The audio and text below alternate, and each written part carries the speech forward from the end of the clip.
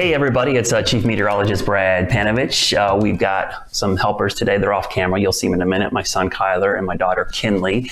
Today's topic is going to be great for kids, but I think it's also going to be amazing for adults because it's probably the most misunderstood thing in meteorology, dew point.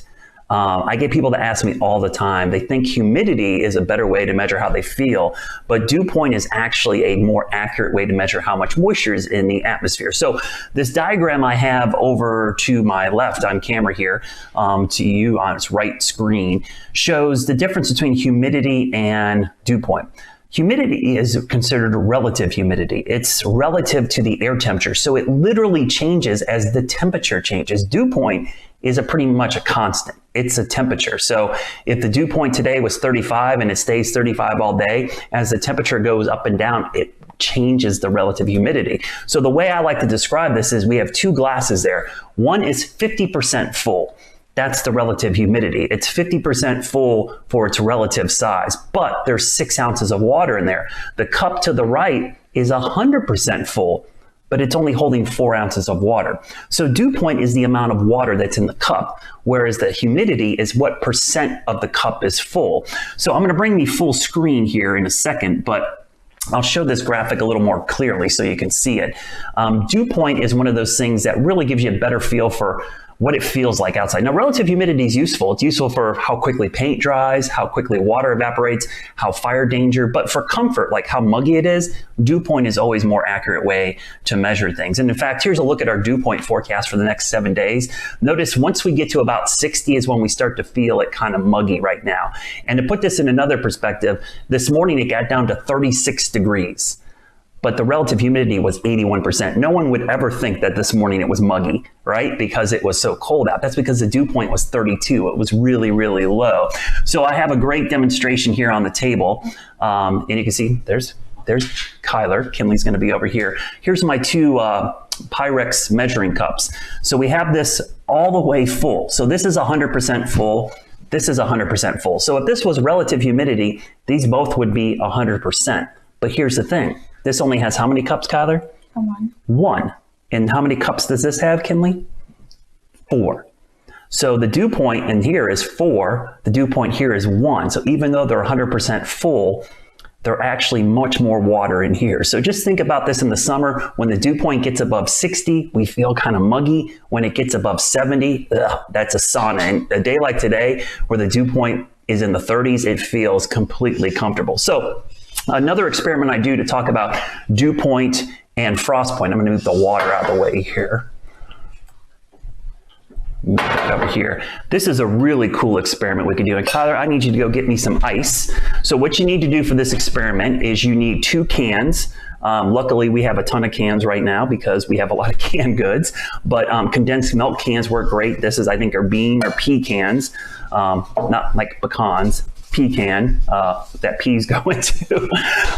We actually are going to do a couple experiments here. We're going to take some ice and we're going to fill this about half full. Thank you, Kyler, with our crushed ice. So we've got crushed ice in here. We're going to fill it about halfway full. Okay. So it's about halfway full. You can see we're going to take this one and fill it about halfway full.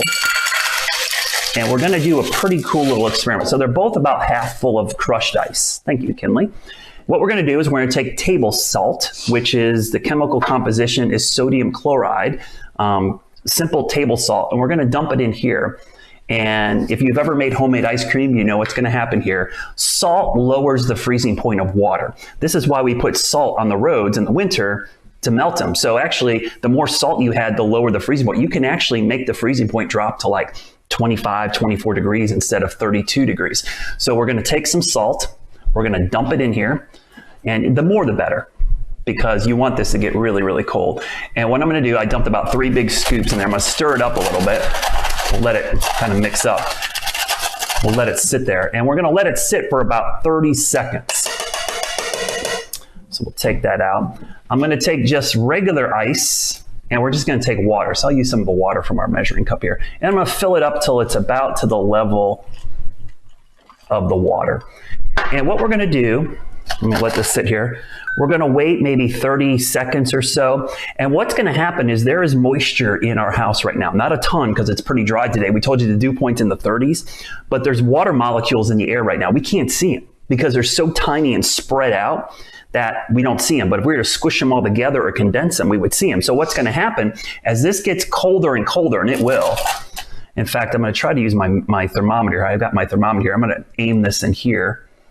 And so this one says 32.5. This one I put salt in, remember? Look at the temperature in there. It's 11 degrees below zero. So I've actually made it so cold in there that it's getting colder than the freezing point. So salt is actually lowering the temperature in there through a chemical reaction. And if we watch closely, the reason we're waiting is you can see we've actually lowered the temperature in here to the frost point. We're actually creating frost. Some of this happened today. Kyler, feel that. Can you feel the frost? Peel it with your... Yeah, so he actually scratched his side. So there's actually ice forming on here. Now this one is getting cold. It's not super muggy here, but there's not ice forming on here because it's lowering it to the dew point. So another way to think of the dew point and frost point, it's the temperature at which if you lower the air temperature to, you get dew to form. And when it's below freezing, we call that the frost point. Here's another cool thing about the dew point. The air temperature can never drop below the dew point. So you want to know a cool trick we have for forecasting overnight lows?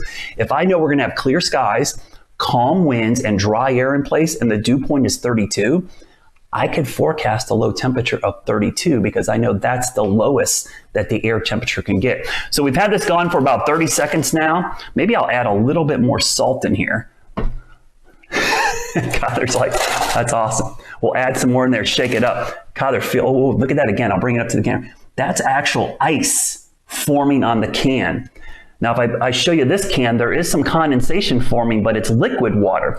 So we have lowered this to the dew point temperature, and we've lowered this to the frost point temperature, which is actually, scratch it again. Isn't that pretty cool? Can Leon feel that?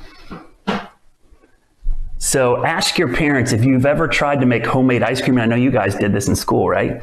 It's pretty cool. The reason you add rock salt to the ice is you actually lower the temperature below freezing and it creates really cold conditions. So if you want to get something really cold, and let's take the temperature one more time. We'll do just the liquid water. Okay, it's down to 29.3, probably because I'm aiming at the ice. I'll put this one back in here. And look how much colder that is.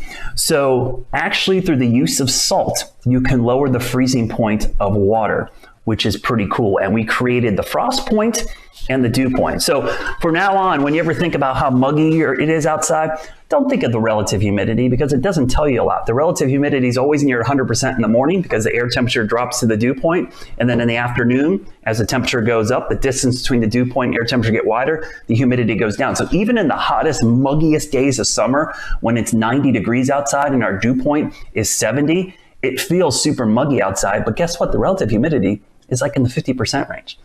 And in Antarctica right now, where it's super cold, it could be 30 below zero. And the dew point could be negative 30 as well. And guess what the relative humidity is? 100%.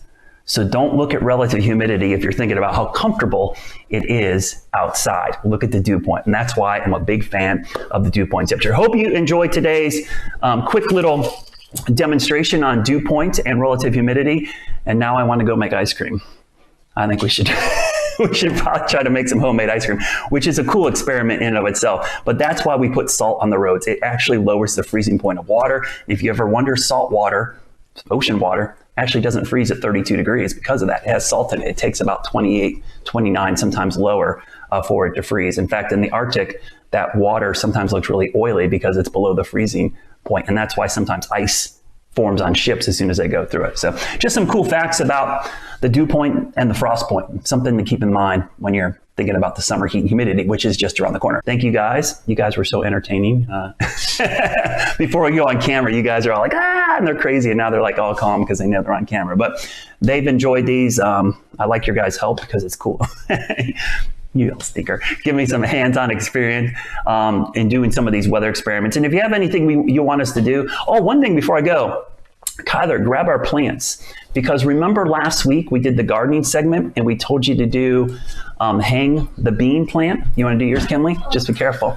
Peel it off. I want to show you the progress that we've had so far. So here's Kyler's. You can actually see the root has formed in there. Pretty cool.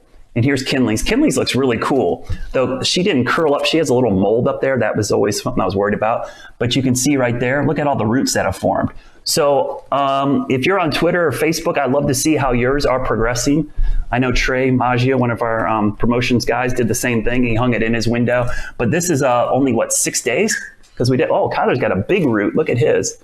It's stretching out across the bottom. I don't know if you can see that. Grew before mine. So pretty cool. So this was last week's experiment we did on gardening. And just FYI, gardeners, one more frost possible tonight. So you might want to take precautions for one more night. If you can get through tonight, frost free without any damage to your plants, we should be good for the rest of the spring season, right? Our tower garden's okay because it's got water running through it.